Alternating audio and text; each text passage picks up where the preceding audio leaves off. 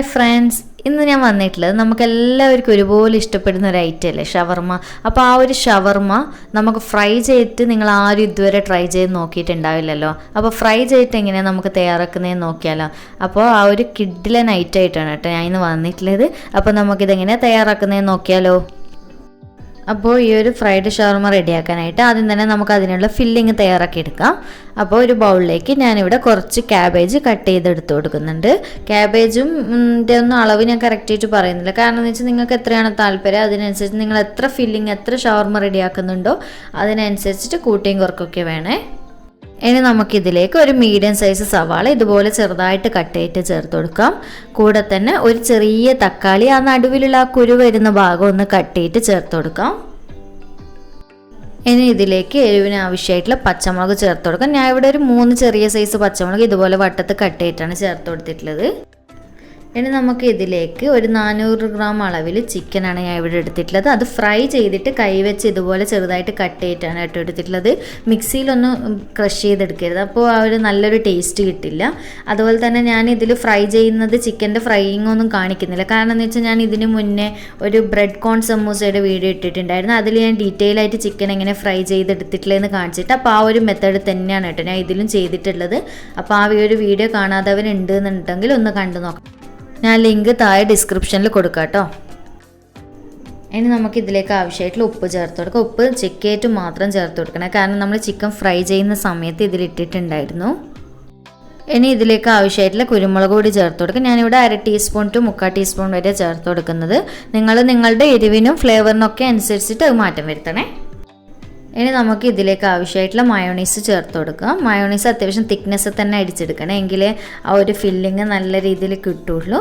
അപ്പോൾ നോക്കിയിട്ട് ആ ഒരു ഫില്ലിങ്ങിന് മിക്സ് ആവാൻ രീതിയിൽ മാത്രം മതി, ഒരുപാടൊന്നും ചേർക്കണ്ട. അപ്പോൾ നോക്കിയിട്ട് കുറച്ചായിട്ട് ഒഴിച്ചിട്ട് നന്നായിട്ട് മിക്സ് ചെയ്ത് കൊടുക്കാം.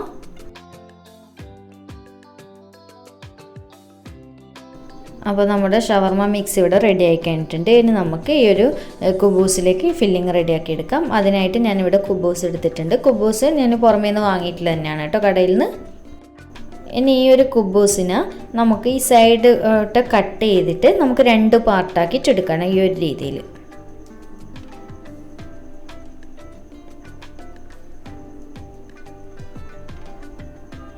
ഈ ഒരു രീതിയിൽ ശ്രദ്ധിച്ചിട്ട് കട്ട് ചെയ്യണേ, കാരണം പെട്ടെന്ന് മുറിഞ്ഞു പോകുമല്ലോ കുബൂസും.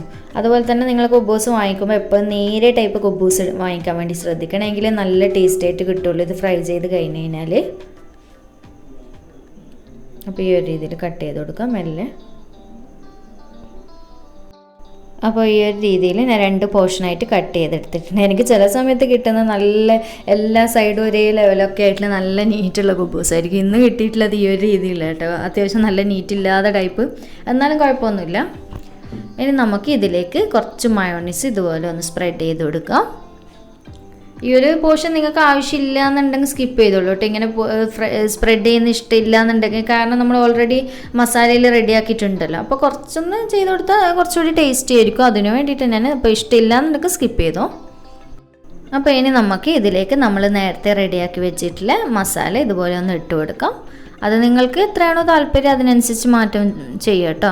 അതുപോലെ തന്നെ ഒരുപാട് ചേർത്ത് കൊടുക്കുകയും വേണ്ട, കാരണം നമ്മൾ ഫ്രൈ ചെയ്തെടുക്കുന്ന സമയത്തിൽ കുറച്ച് ബുദ്ധിമുട്ടാവും. അപ്പോൾ ഒരുപാട് ചേർത്ത് കൊടുക്കണ്ട, പാകത്തിനുള്ള നോക്കിയിട്ട് ചേർത്ത് കൊടുക്കാം. അപ്പോൾ ഇനി ഞാനിപ്പോൾ കുറച്ച് മൈദയൊന്ന് വെള്ളത്തിൽ കലക്കിയിട്ട് ഒരു ഗമ്മ് പോലെ ആക്കിയെടുത്തിട്ടുണ്ട്.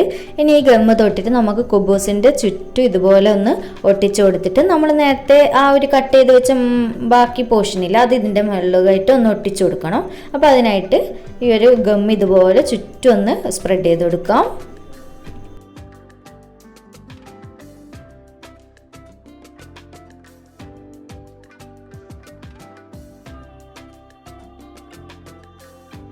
അപ്പോൾ ഞാൻ ഇതുപോലെ സ്പ്രെഡ് ചെയ്ത് കൊടുത്തിട്ടുണ്ട്. ഇനി നമ്മൾ നേരത്തെ ആ ഒരു പോർഷൻ ഇതുപോലെ ഒന്ന് ഒട്ടിച്ചു കൊടുക്കുക. നന്നായിട്ട് എല്ലാ ഭാഗവും ലെവലായിട്ട് തന്നെ ഒട്ടിച്ചു കൊടുക്കണം കേട്ടോ. ഇപ്പോൾ കണ്ടില്ലേ, ഈ ഒരു രീതിയിൽ ഞാൻ എല്ലാ സൈഡും നന്നായിട്ട് ഒട്ടിച്ചെടുത്തിട്ടുണ്ട്. നല്ലതുപോലെ തന്നെ ഒട്ടിക്കാൻ വേണ്ടി ശ്രദ്ധിക്കണം, കാരണം നമ്മൾ ഫ്രൈ ചെയ്തെടുക്കുന്നതാണ് ഈ ഒരു രീതിയിൽ. ഇനി ഈ ഒരു ഷവർമ കോട്ട് ചെയ്തെടുക്കാനായിട്ട് കുറച്ച് നോർമൽ ബ്രെഡ് ഞാൻ പൊടിച്ചെടുത്തിട്ടുണ്ട്. അതുപോലെ തന്നെ കുറച്ച് മുട്ടയൊന്ന് ബീറ്റ് ചെയ്തെടുത്തിട്ടുണ്ട്. ഇനി നമുക്ക് കൈ വെച്ചിട്ട് ഇതുപോലെ കുബൂസിൻ്റെ 2 ഭാഗത്തായിട്ട് ഒന്ന് മുട്ട ഇതുപോലെ ഒന്ന് സ്പ്രെഡ് ചെയ്ത് കൊടുക്കാം. എന്നിട്ട് നമുക്ക് ആ ഒരു ബ്രെഡ് ക്രംസിൽ കോട്ട് ചെയ്തെടുക്കാം. ഞാൻ ആ ഒരു ബ്രെഡ് കോൺ സമൂസയുടെ വീഡിയോ ഇട്ടിട്ടുണ്ടായില്ല, അതിൽ ചെയ്തിട്ടില്ല ഇതുപോലെ കോട്ടിങ് ആ ഒരു രീതിയിൽ തന്നെ കേട്ടോ. അപ്പോൾ ഇതുപോലെ ചെയ്ത് കൊടുക്കാം. നന്നായിട്ട് തന്നെ ഒന്ന് മുട്ട തടവി കൊടുക്കണേ.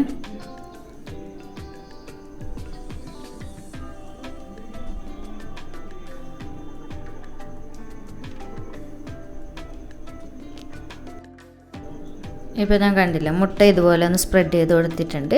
ഇനി നമുക്ക് ഈ ഒരു പ്ലേറ്റിലേക്ക് ഇട്ടിട്ട് ബ്രെഡ് ക്രംസിൽ ഒന്ന് കോട്ട് ചെയ്തെടുക്കാം. നന്നായിട്ട് 2 ഭാഗം കോട്ട് ചെയ്തെടുക്കണേ.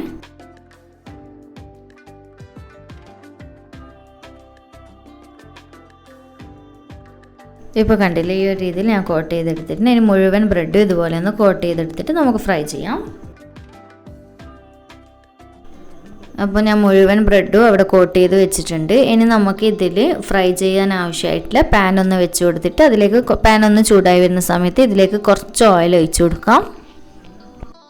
അപ്പോൾ ഇനി ഓയിലൊന്ന് ചൂടായി വരുന്ന സമയത്ത് നമ്മൾ റെഡിയാക്കിയിട്ടുള്ള ഷവർമ ഇതിലേക്ക് ഇട്ട് കൊടുക്കാം.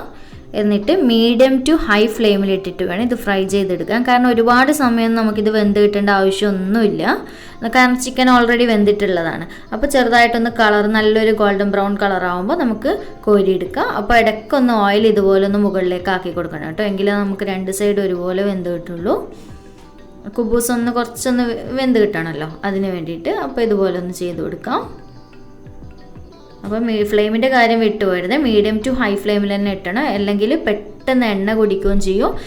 ബ്രെഡ് ക്രംസ് ഒക്കെ കോട്ട് ചെയ്യുന്നല്ലോ, പെട്ടെന്ന് കരിഞ്ഞും പോവും. അപ്പോൾ ഒരു സൈഡ് പെട്ടെന്ന് ആയിക്കഴിഞ്ഞാൽ ഉടനെ തന്നെ മറ്റേ ആ ഒരു സൈഡും മറിച്ചിട്ട് കൊടുക്കാം. അപ്പോൾ നമ്മുടെ ഒരു സൈഡ് ഏതാണ്ടായിട്ടുണ്ട്. ഇനി ഈ ഒരു സൈഡ് ഇതുപോലെ ഒന്ന് ശ്രദ്ധിച്ച് മറിച്ചിട്ട് കൊടുക്കാം. കാരണം നന്നായിട്ട് ഒട്ടിയിട്ടൊക്കെ ഉണ്ടെങ്കിൽ ടെൻഷൻ ആവേണ്ട ആവശ്യമൊന്നുമില്ല, മസാലയൊന്നും പുറത്തൊന്നും വരില്ല. പക്ഷെ നിങ്ങൾ ഗമ്മൊക്കെ ഒട്ടിക്കുന്ന സമയത്ത് അത്യാവശ്യം നന്നായിട്ട് ഒട്ടിയിട്ടില്ലെങ്കിൽ കുറച്ച് ശ്രദ്ധിച്ചിട്ടൊന്ന് കെയർ ചെയ്തിട്ട് വേണം തിരിച്ചു മറിച്ച് ഇട്ട് കൊടുക്കാൻ. എന്നിട്ട് ഈ ഒരു സൈഡ് ഇതുപോലെ ഒന്ന് ബ്രൗൺ കളർ ആവുന്ന സമയത്ത് നമുക്ക് കോരിയെടുക്കാം. അപ്പോൾ ഇപ്പം നമ്മുടെ 2 സൈഡും ഷവർമ നന്നായിട്ട് ഗോൾഡൻ ബ്രൗൺ കളറൊക്കെ ആയി വന്നിട്ടുണ്ട്. കണ്ടില്ലേ, ഈ ഒരു രീതിയിൽ ഞാൻ ഇനി കോരി എടുത്തിട്ടുണ്ട്. അപ്പോൾ കോരി എടുത്തതിന് ശേഷം ഒരു ടിഷ്യൂലൊക്കെ വെച്ച് കൊടുക്കാം. ഇനി ബാക്കിയുള്ള ഷവർമയോ എല്ലാം ഇതുപോലെ തന്നെ ഒന്ന് ഫ്രൈ ചെയ്തെടുക്കാം. അതുപോലെ തന്നെ ഫ്ലെയിമിൻ്റെ കാര്യം പ്രത്യേകം ശ്രദ്ധിക്കണേ, കാരണം പെട്ടെന്ന് എണ്ണ കുടിച്ചു പോകുമല്ലോ. നമ്മൾ ലോ ഫ്ലെയിമിലൊക്കെ ഇട്ടിട്ട് റെഡിയാക്കി എടുത്തു കഴിഞ്ഞാൽ കുറച്ചൊന്ന് ശ്രദ്ധിച്ച് കഴിഞ്ഞാൽ നമുക്ക് എണ്ണയൊന്നും കുടിക്കാൻ നല്ല രീതിയിൽ തന്നെ കിട്ടും.